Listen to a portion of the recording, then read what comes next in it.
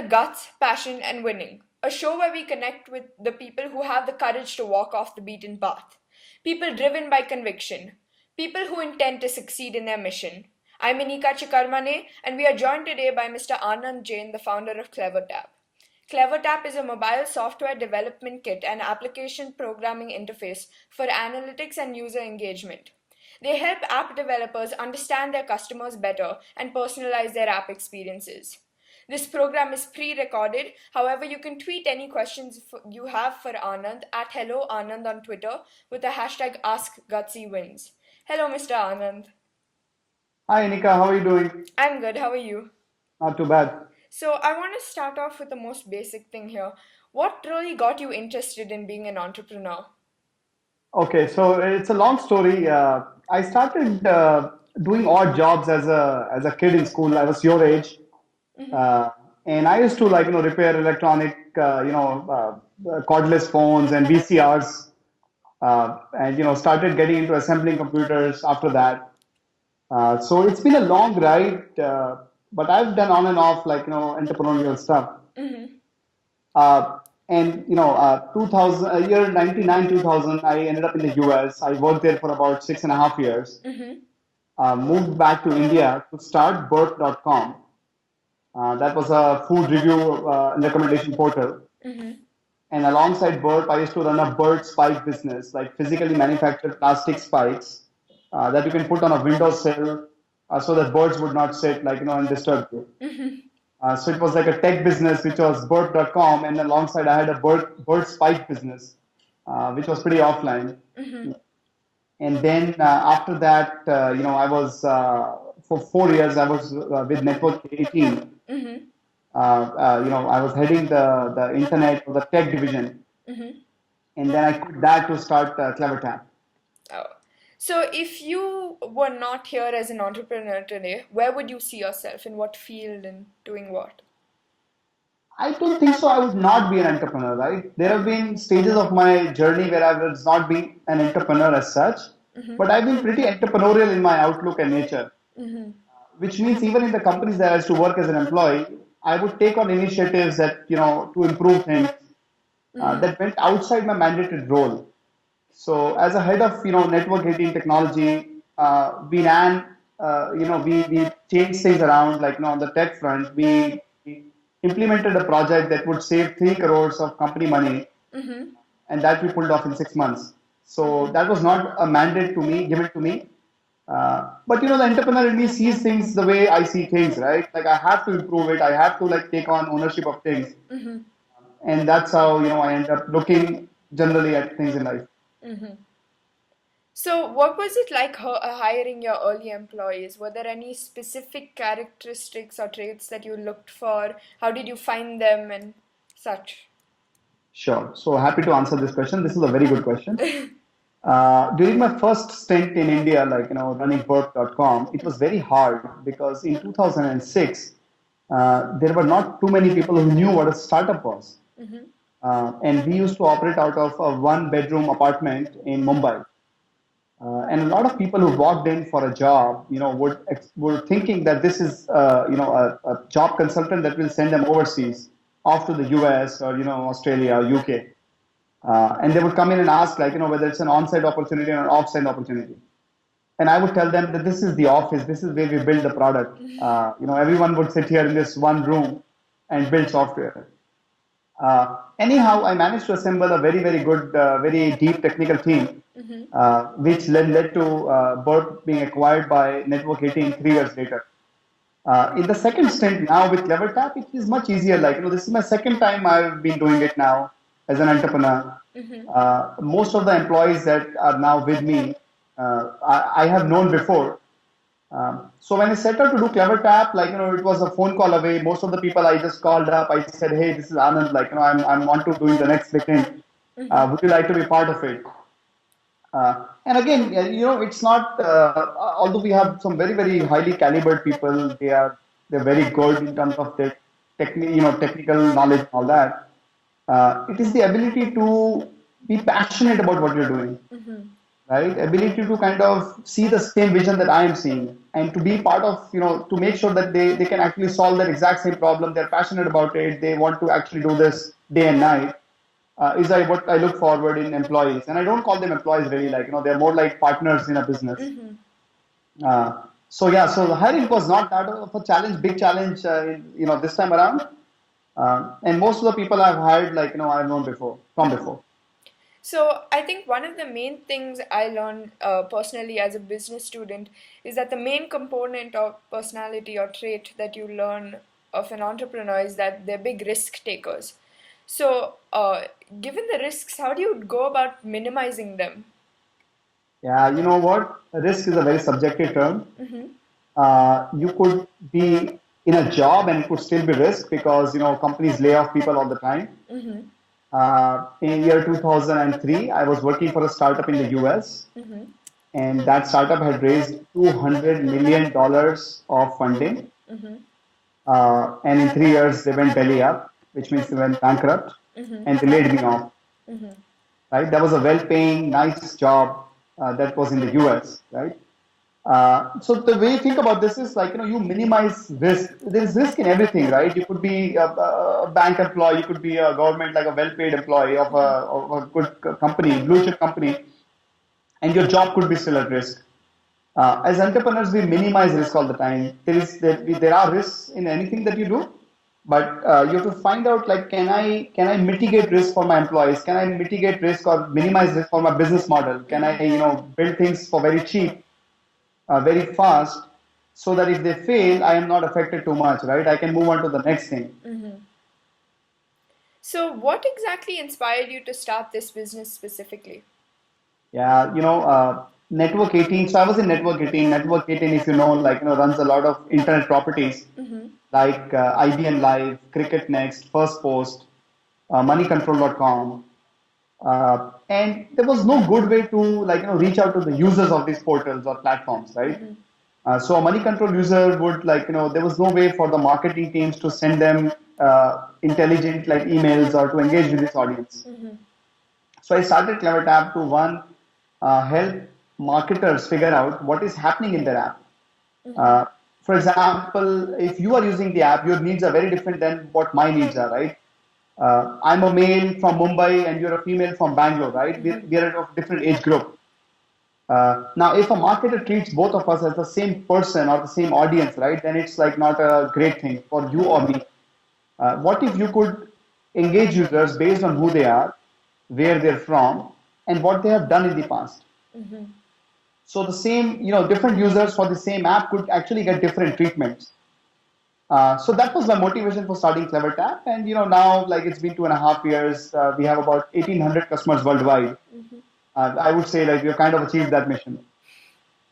So, what is your revenue model? Yeah.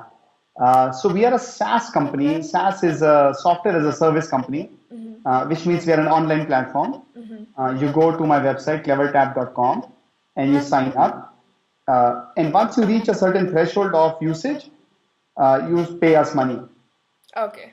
Yeah. So it's an online product. We don't come to your house. We don't deliver things to you like of your office, right? It's basically like using Gmail. It's as simple as that. Okay.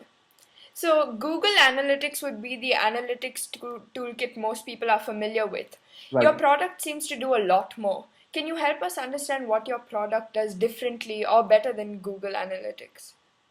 Surely. So Google is a great company. They've built a very, very good product. And I've used analytics, Google Analytics previously in my previous life, right? In the other companies that I've worked Yeah.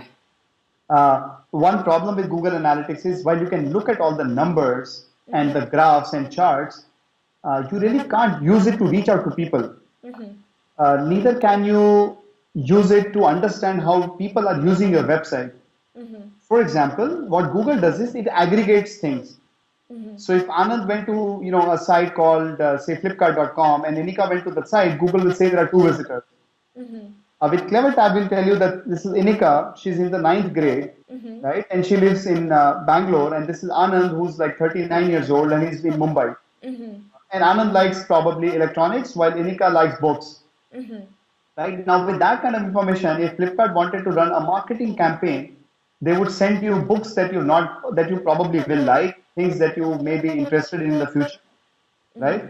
To me, they might send more electronics, things that I've not bought, I've looked at but I've not purchased. They might send me an offer for that. So there are two different kinds of marketing campaigns they could run. With Google, you can't do that. Okay. So, as an entrepreneur, again, you take many risks and you make many decisions, and obviously, they're not all successes. So, how Right. do you go about dealing with failure? Right. So failure is very much a part and parcel of life. You have to acknowledge that you are failing, number one. A lot of people believe that they're not failing, like, things will turn around. I think one thing very important in dealing with failure is one to know that things are not going the way you envisage, to take corrective action or maybe just to change direction, right? It is one thing to be to persevere, right, or to be, to kind of not give up. But there's a very fine line between that and being strong-headed and being stupid, right? Like to go Yeah. after it again and again, right? Even though things are not working. So you go back, take a step back when things are not going the way you think they were going. You take a step back, figure out what could I have done better. If I were to do it again, how would I do it differently, right? And if I did it differently, or if I could have done it better, like, would I still get back the results that I was expecting? Maybe not, right? And take corrective action. So I'll give you a short example. Like, the version one of CleverTap that we were building was built for large enterprises, and it was only built for the web. We had a good product going for us. We spent 8 months building it. We got selected for Y Combinator. So Y Combinator is an accelerator run out of the US. It's like getting into the Yale University, right? It's very, very prestigious. We went to Y Combinator for the interviews, and we were not selected for the batch. The feedback we got was that this product is very good, but unfortunately, it's for large enterprises. And there are only very few large enterprises, right? A lot of businesses are long tail, as you call them. Like, they're very small mom and pop businesses or startups trying to become big, but they're small right now. And they said that if you can change the product and make it work for smaller startups, you guys will be very successful. So we came back, and you can think of it as a failure because we were hoping we'll get through. Actually, we were actually sure as hell that we'll get through. We came back, we threw away the product that we were working on, and we started building version 2 of CleverTap, like, from ground up. And today, as I said, like, after 1,800 customers, I can say that, the version 2 is working, definitely. So, the app and online economies are booming. However, Right. there is a lot of concern about unviable business models in the online space.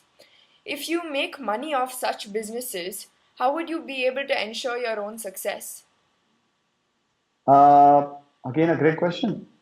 Uh, I think this is very early days of businesses in India. In the West, a lot of businesses have matured. There are businesses like Netflix, for example, or Amazon, eBay.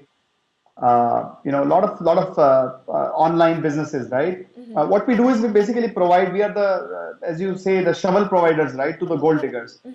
There are a lot of people running a lot of different ideas of startups, and this happens all the time, right? Whenever there's a boom, there'll be a lot of people who will turn entrepreneurs, who will try out different ideas, and you're right, like, 80-90% of them may actually not succeed. Uh, what we as a business, we try to be resilient about the fact. We make money from really, really large enterprises. If you go to CleverTap and you check out the pricing page, it's actually very, very startup friendly. You can engage or reach out to 1 million users every month without paying us. Right? A lot of small businesses that are very risky, which are yet to figure out their business model, right, or may not be around like a year or two later. For those businesses, I mean, they can use us for free, and so we don't really live off the revenues of those businesses. Where we take money is on all the large enterprises, businesses that are mature, that have a very good business model, and come, good or bad times, they will be around. So that's how I've made my business. I would say not recession proof, but like, cyclical proof. So, your chief marketing officer and your chief product officer both seem to not be Indian and may not be located in India. This Correct. makes sense because I'm sure the market you are chasing is location independent. My question is how you decide where you need key team members and how exactly you grow your team internationally. All right. Uh, One thing that we were very clear when we started off the company is that we are trying to build a global company. We are not an Indian company or an American company. We are very much a company of the world, right? Which basically means is it doesn't matter what location I have team members in, I will be reaching out to everyone else in the world, right, to make them as customers or to have them use the product and so on and so forth. Yeah. Most of my team members have lived and worked in the US. In fact, all of them, I would say, except for a few junior ones, like the first job out of college, have all lived and worked in the US. Now that gives us a very good global perspective, right? So we found a good chief marketing officer, and we found a good chief product officer, and that's why we kind of got them out of the US. But they could have been very well based out of India. So, for you personally, what was the hardest part in your entrepreneurial journey? Like, was there a specific moment and why? Correct. I think the hardest part of being an entrepreneur is two things. There are two milestones, right? Two parts, right? One is to figure out that the product that you're building will actually be used by someone. There'll be people ready to pay money for the product. It's one thing to be passionate about something. It's one thing to be like to spend like 24 hours a day, or I would say 20 hours a day, like building it, making it like taking it to the next level. And it's completely different thing to take it out in the market in front of a customer and saying that hey, you got to pay for this stuff, right? I've built it, but like it's still work in progress, but find a paying customer for it. That is one, which is the hardest, I would say. The second hard part is to actually get employees or like people to join you in your journey to solve this specific problem. To make sure that your passion, your energy, your enthusiasm for solving a problem, like the business problem you're trying to solve, reflects with all the employees. They are also equally committed to the cause. And those two are very very hard things to do. Very very hard. So, Pass has just announced that they are shutting down their service. You Right. already offer migration help for those who use Pass for push notifications. How big is this opportunity and what would you do to seize it? Yeah. So I would answer this in two parts. One, it's sad to see parts go. I think they were a great service. Like I do not know, while I don't want to speculate on why they were shut down. Uh, the first part of the answer is one. Every opportunity is a. I mean, an entrepreneur should not wait for opportunities to show up, right? They should be very agile, ready to jump on an opportunities, Yeah. right? This was an opportunity for us to so the past users that were kind of stranded, we said that we could offer you a service, and my team responded very very quickly. Within a day we were able to offer something to help them get off parts and onto the CleverTap platform. And the second part of the question is that it's a large enough opportunity, right? But this kind of is once in a blue moon kind of opportunity. Pars had like I think tens of thousands of customers, and when such an opportunity presents itself, the best thing is to jump on it. And even though you may not get a lot of people onto your platform, well, you may or you may not, right? But doesn't matter. It's the ability of the company to react to such kind of a scenario very very quickly is what sets great team apart from the other teams. So, how would you like to see you and your business grow, and how would you like people to remember you and your company? Sure. We are very, very ambitious. And the reason we are ambitious is we are good people in the heart. We believe we are building a very good product, a very good technology, very good engineering. The product doesn't have any gimmicks. There are no pop-ups in the product that will ask you to upgrade to the paid plan, or we don't secretly market the product to your users by putting a banner in your email or anything of that sort. uh, this is 2016. We are building a really really solid, very stable product, right? What I want is in terms of growth is to reach 100,000 customers by end of this year. And the way I want to be remembered is someone that kind of came in and changed the way the B2B SaaS field, the way, I mean, B2B companies are are not very friendly to their customers, right? Most of them have a sales team. Like, for example, we don't have a sales team. Why do we don't have a sales team? Because I don't want to sell a product.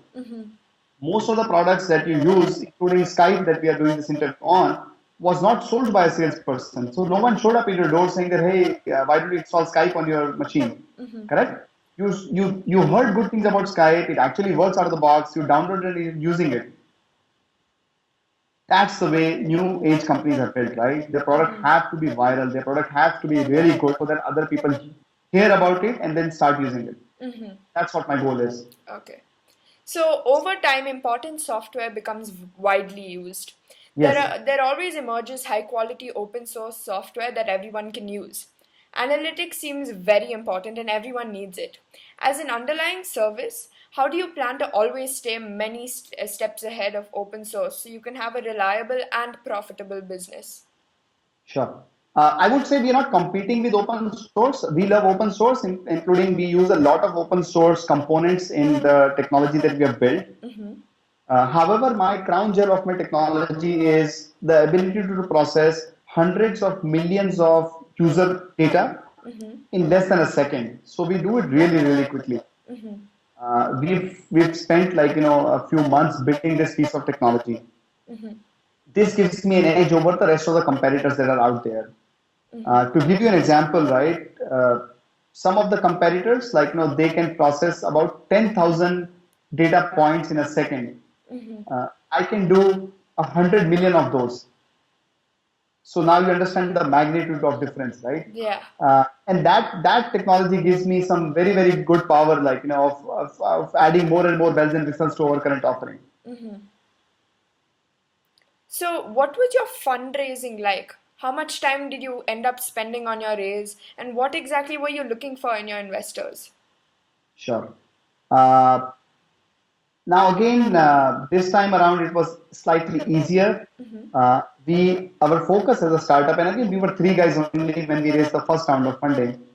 Uh, all three of us, we are three co-founders. Our focus was to build a really really good product, a clean, nice working product. And we had, we were lucky enough to get some large, really large customers as one of the first ones to sign up with us. The product was so good for them that they recommended us to their investors. And the investors were so we had inbound inquiries for investors to come in and say, like, how can we help you? We closed our seed round of funding for $1.6 million from Axel Partners. What we look for in an investor, and of course, we went on to raise Series A with Axel and Sequoia Capital India. That was $8 million. So in total, we have raised $9.6 million of funding so far in our 2.5 years of journey. What we look forward is that investor is not only the money, right? Like money, while money could come from anywhere, we are really looking for partners who would help us take it to the next level. I strongly believe Axel Partners, with their experience, they've been around for a long time. They have a presence in India, US, and a lot of other geographies. And the same goes for Sequoia too, right? Sequoia has a presence in India, they have a presence in the US, and a lot of other geographies. Will give us the global exposure that we need from an investor. They have been around for a lot of time, and they've been a very crucial part of the success story of a lot of startups. So between Axel and Sequoia, they have funded companies like Google, Yahoo, PayPal, eBay, Intuit, and they've taken them to the next level in life, really, right? So currently, my investors, are like a very good sounding board. We get some really, really good ideas from them, and they're really partners in the way we are running our business. So, coming to one of the last questions, is there any advice or message you'd like to give to young people who are still figuring out what they want to do?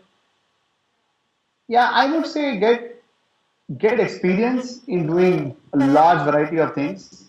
As I told you at the start of the interview, I started very young. I was in the eighth grade when I started repairing things, and I did not learn them in some school. I picked up DIY books.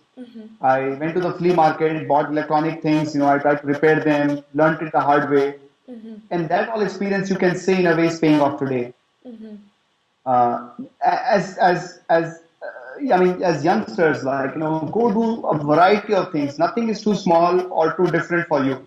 The more experienced you are, again at this age, you don't have any, you don't have to pay off the housing loans, or you don't have to worry about kids. All you need to do is, you're a free bird, go do experience a variety of things. And that experience will again connect the dots later in your life. It may not make too much sense today, But as you grow and as you kind of enter the real world, you look back and say, all those things that I did actually are paying off now. And don't be afraid of anything. You Okay. can be anything that you want to be. Okay. Yeah. Thank you so much, Mr. Anand. Thank you, Unika. It was a pleasure. If you're watching this video and there's something you'd like to see interviewed, do email me at gutsywins@gmail.com. And again, if you have any questions you'd like to ask Mr. Anand, you can tweet him at HelloAnand with the hashtag AskGutsyWins. Thank you again.